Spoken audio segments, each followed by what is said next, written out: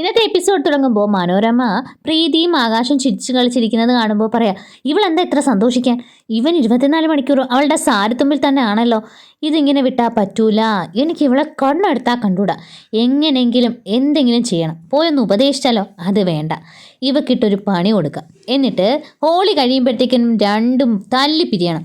എന്താ ഇപ്പം ചെയ്യാന്നിങ്ങനെ ആലോചിച്ച് നിൽക്കുന്ന സമയത്ത് പെട്ടെന്ന് ശ്രുതി മനോരമയുടെ അടുത്തൂടെ പോയിട്ട് മനോരമയെ തോണ്ടി വിളിക്കുന്നു. മനോരമ, കിറസാരിക്കാരി, വാട്ട് യു വാണ്ട്? അപ്പോൾ ശ്രുതിയും വാട്ട് യു വാണ്ട് എന്ന് ചോദിക്കുമ്പോൾ മനോരമ പറയാ, ഞാൻ ചോദിച്ച ചോദ്യം എന്നോട് ചോദിച്ചിട്ടുണ്ടല്ലോ, നിനക്കിപ്പോൾ എന്താ വേണ്ടത്? നീ എന്താടി നിനക്ക് പറയാനുള്ളത്? അപ്പോൾ ശ്രുതി പറയാ, നോക്കിക്കേ, ഇങ്ങനെ മോനും മരുമോളും സന്തോഷത്തിലിരിക്കുന്ന കണ്ടില്ലേ? മനോരമ ദേഷ്യത്തിൽ ശ്രുതിയുടെ കൈ പിടിച്ച് മാറ്റുന്ന ശ്രുതി പറയാ, എൻ്റെ ചേച്ചിയെ എങ്ങാനും വേദനിപ്പിച്ചാലുണ്ടല്ലോ. മനോരമ പറയാ, വേദനിപ്പിച്ച നീ എന്ത് ചെയ്യോടി? അങ്ങനെ രണ്ടുപേരും കൂടെ അങ്ങോട്ടും ഇങ്ങോട്ടും പിടിയും വലിയാവുന്നു. ഇതെല്ലാം അശ്വിൻ കണ്ടുകൊണ്ട് നിൽക്കുകയാണ്. പെട്ടെന്ന് മനോരമ ചോദിക്കുക, നീ എന്താടി എന്നെ ഭീഷണിപ്പെടുത്തുവാണോ? നിന്റെ ചേച്ചിയെ വേദനിപ്പിച്ചാൽ നീ എന്ത് ചെയ്യും? പറയടി. അപ്പോൾ ശ്രുതി പറയാ, ഞാൻ ഭീഷണിപ്പെടുത്തിയതല്ല, ഞാനൊരു സത്യം പറഞ്ഞതാ.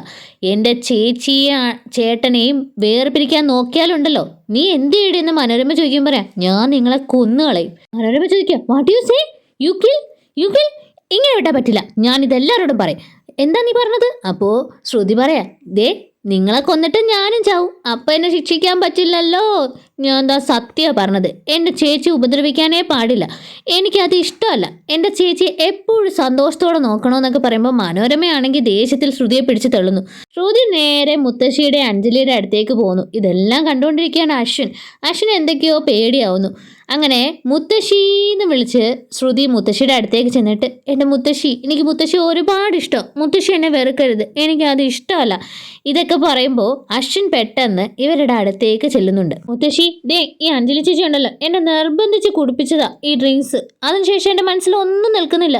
എനിക്കറിയാം ഞാൻ നിങ്ങളെ ഒരുപാട് സങ്കടപ്പെടുത്തിയെന്ന്. ഞാനല്ല അതിന് കാരണക്കാരൻ, മുത്തശ്ശിയുടെ പേരക്കുട്ടി തന്നെയാണ്. എൻ്റെ ഭർത്താവ് കാരണം ഇങ്ങനെല്ലാം സംഭവിച്ചത്. നിങ്ങളെല്ലാവരും സങ്കടപ്പെടുത്തിയത്. പിന്നെ മുത്തശ്ശിയോട് എനിക്ക് എല്ലാം തുറന്നു പറയണം. മുത്തശ്ശി, കുഞ്ഞിന് എന്താ ചെയ്തതെന്ന് പറയാനായിട്ട് പറയുമ്പോൾ ശ്രുതി പറയാം, കുഞ്ഞൻ എന്നെ നിർബന്ധിച്ച് താലി. ഇത്രയും പറയുമ്പോൾ തന്നെ അശ്വിനോടെയും കൊന്നിട്ട്, ശ്രുതി നീ എന്താ പറയുന്നത്? നിനക്ക് എന്താ പറ്റിയത്? അപ്പോൾ മുത്തശ്ശി പറയാം, അവൾ കുറച്ച് ഡ്രിങ്ക്സ് കുഴിച്ചതാ. അപ്പോൾ ശ്രുതി പറയാം, മുത്തശ്ശി എവിടാ പറഞ്ഞു നിർത്തിയത്? കുഞ്ഞൻ നിൽക്കുന്നു.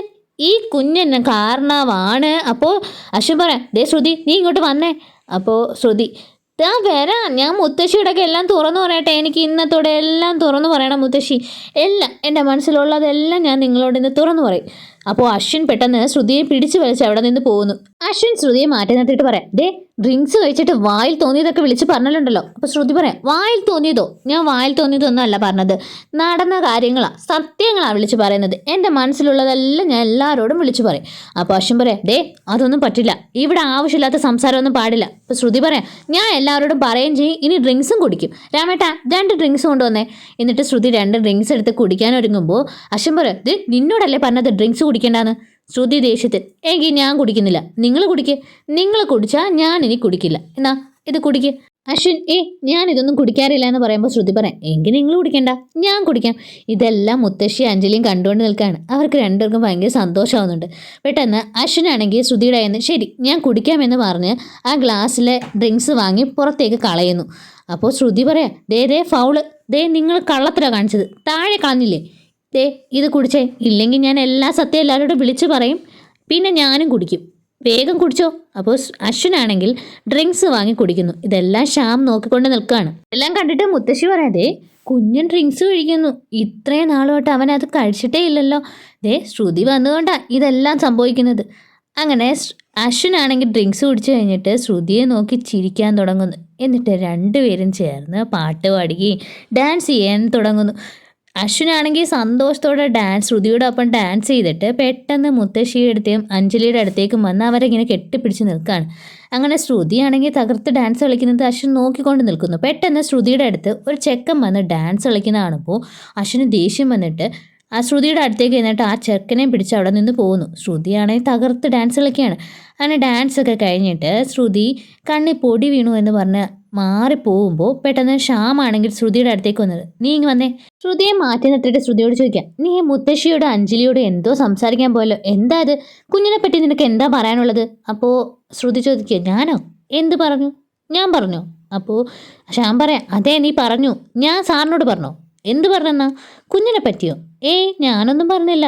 അപ്പോൾ ശ്യാം പറയാം, ഇല്ല നീ എന്തോ പറയാൻ വന്നു. ഈ കല്യാണത്തെ പറ്റിയാ നിന്റെ മനസ്സിലുള്ളതെല്ലാം തുറന്നു പറ. ശ്രുതിയാണെങ്കിൽ ഞാൻ എന്താ പറയാൻ വന്നത്? പെട്ടെന്ന് ശ്രുതിയുടെ കണ്ണിൽ പൊടി വീഴുന്നു. ശ്രുതിയാണെങ്കിൽ അത് എടുക്കാനായിട്ട് ഇങ്ങനെ കണ്ണൊക്കെ ഞെവിടി നിൽക്കുമ്പോൾ പെട്ടെന്ന് ശ്യാമാണെങ്കിൽ കിട്ടിയ അവസരമല്ലേ എന്ന് പറഞ്ഞ് ശ്രുതിയുടെ അടുത്തേക്ക് ചെല്ലാണ് കണ്ണിലെ പൊടി ഊതി കൊടുക്കാൻ. പെട്ടെന്ന് അശ്വിൻ വരുന്ന ശബ്ദം കേട്ടിട്ട് ശ്യാമാണെങ്കിൽ പേടിച്ച് അവിടെ നിന്ന് ഒളിച്ചു നിൽക്കുന്നു. ശ്രുതിയാണെങ്കിൽ അവിടെ നിന്ന് പോകുന്നു. അങ്ങനെ ശ്യാം നേരെ പോകുന്നത് കുഞ്ഞൻ്റെയും ശ്രുതിയുടെ റൂമിലേക്കാണ്. ഇവിടെ നിന്ന് എന്തെങ്കിലും ഒരു ക്ലൂ കിട്ടാതിരിക്കില്ല എന്ന് പറഞ്ഞ് ശ്രുതിയുടെ ബാഗും എല്ലാവരുടെ ബാഗൊക്കെ എടുത്തു വെച്ച് നോക്കുന്നു. പെട്ടെന്ന് ബാൽക്കണിയിൽ ഒരു ബെഡ്ഷീറ്റും തലേണ ഇരിക്കുന്ന കണ്ടിട്ട് ശ്യാം ബാൽക്കണിയിൽ ചെന്ന് നോക്കുന്നു. എന്നിട്ട് പറയുകയാണ്, അവരിൽ ആരോ ഒരാൾ പുറത്താണ് കിടക്കുന്നത്. അപ്പോൾ ശരിയാക്കി തരാം എന്ന് പറഞ്ഞിങ്ങനെ ശ്യാം സന്തോഷത്തോടെ നിൽക്കുകയാണ്. ശ്രുതിയാണെങ്കിൽ കണ്ണിൽ പൊടി വീണത് കാരണം മുഖമൊക്കെ കഴുകുന്നു. എന്നിട്ട് അശ്വിനുമായിട്ട് ഡാൻസ് കളിച്ച കാര്യങ്ങളൊക്കെ ഇങ്ങനെ ആലോചിച്ച് നിൽക്കുകയാണ്. ഈ സമയം അശ്വിനാണെങ്കിൽ ബോധമില്ലാതെ ശ്രുതിയുടെ അടുത്തേക്കും വരുന്നുണ്ട്. രണ്ടുപേരും ഇങ്ങനെ പരസ്പരം നോക്കി നിൽക്കുന്നു. ശ്രുതിയാണെങ്കിൽ ഡ്രിങ്ക്സ് കഴിച്ച ബോധമില്ലാതെ ആ സൈഡിലോട്ടും ഈ സൈഡിലോട്ടും ഒക്കെ ഇങ്ങനെ മറിഞ്ഞു വീഴാനായിട്ട് പോകുമ്പോൾ അശ്വിൻ കയറി ഇങ്ങനെ പിടിക്കുന്നുണ്ട്. പെട്ടെന്ന് അശ്വിനാണെങ്കിൽ ശ്രുതിയുടെ മുഖത്തേക്ക് കൈ വെച്ചിട്ട് ശ്രുതിയെ ഇങ്ങനെ ചേർത്ത് നിർത്തിയിട്ട് ശ്രുതിയുടെ കണ്ണിലെ പൊടി ഇങ്ങനെ ഊതി കൊടുക്കുകയാണ്. ശ്രുതിയാണെങ്കിൽ അശ്വിനെ തന്നെ ഇങ്ങനെ നോക്കുന്നുണ്ട്. അശ്വിനാണെങ്കിൽ എന്താണെന്നറിയില്ല, ശ്രുതിയെ തന്നെ നോക്കി നിൽക്കുക. എന്നിട്ട് കൈ പെട്ടെന്ന് മാറ്റുമ്പോൾ ശ്രുതിയാണെങ്കിൽ അശ്വിൻ്റെ കയ്യിൽ കയറി പിടിക്കുന്നു. എന്നിട്ട് പറയാം, എനിക്ക് നിങ്ങളോടൊരു കാര്യം ചോദിക്കാനുണ്ട്, നിങ്ങൾ അതിന് ഉത്തരം പറയണം.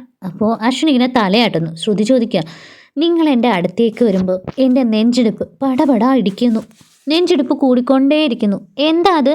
ദേ ഇപ്പോഴും നെഞ്ചിടിപ്പ് കൂടിയെന്ന് പറഞ്ഞിട്ട് അശ്വിൻ്റെ കൈ പിടിച്ച് ശ്രുതി നെഞ്ചിലേക്ക് വെക്കുകയാണ്. അശ്വിനാണെങ്കിൽ ആ നെഞ്ചിടിപ്പൊക്കെ അറിയാൻ പറ്റുന്നുണ്ട്. അശ്വിനാണെങ്കിൽ ശ്രുതിയെ തന്നെ നോക്കി നിൽക്കുക. ശ്രുതി പറയാം, സത്യ ഞാൻ പറഞ്ഞത്, എൻ്റെ ശ്വാസത്തിനേക്കാൾ നെഞ്ചിടിപ്പാണ് നിങ്ങൾ എൻ്റെ അടുത്തേക്ക് വരുമ്പോൾ. എന്താ അങ്ങനെ? എനിക്കാണെങ്കിൽ അതിനെപ്പറ്റി ഒന്നും അറിയാനും പറ്റുന്നില്ല, നിങ്ങളെ എനിക്ക് മറക്കാനും പറ്റുന്നില്ല. എന്താ എൻ്റെ നെഞ്ചിടിപ്പ് എന്താ ഇങ്ങനെ കൂടുന്നത്? എന്താന്ന് പറഞ്ഞ് താ എന്ന് പറഞ്ഞ് അശ്വിനെ ഇങ്ങനെ നോക്കി നിൽക്കുകയാണ്. അപ്പോൾ പെട്ടെന്ന് ശ്രുതിയുടെ ബോധം പോയി ശ്രുതി അശ്വിൻ്റെ ദേഹത്തേക്ക് വീഴുന്നു. അശ്വിൻ ശ്രുതിയെ ചേർത്ത് പിടിക്കുന്നു. എന്നിട്ട് ശ്രുതിയെ കൈകളിലേക്ക് ഇങ്ങനെ വാരിയെടുക്കുകയാണ്. ശ്രുതിയെ തന്നെ നോക്കി നിൽക്കുന്നു. ഇവിടെ വെച്ചാണ് എപ്പിസോഡ് അവസാനിക്കുന്നത്. ആദ്യമായിട്ട് ചാനൽ കാണുന്നവർ സബ്സ്ക്രൈബ് ചെയ്ത് സപ്പോർട്ട് ചെയ്യാൻ കൂടി മറക്കരുത്. അടുത്ത പുതിയ എപ്പിസോഡിനായിട്ട് എല്ലാവരും സബ്സ്ക്രൈബ് ചെയ്ത് സപ്പോർട്ട് ചെയ്യണം. താങ്ക്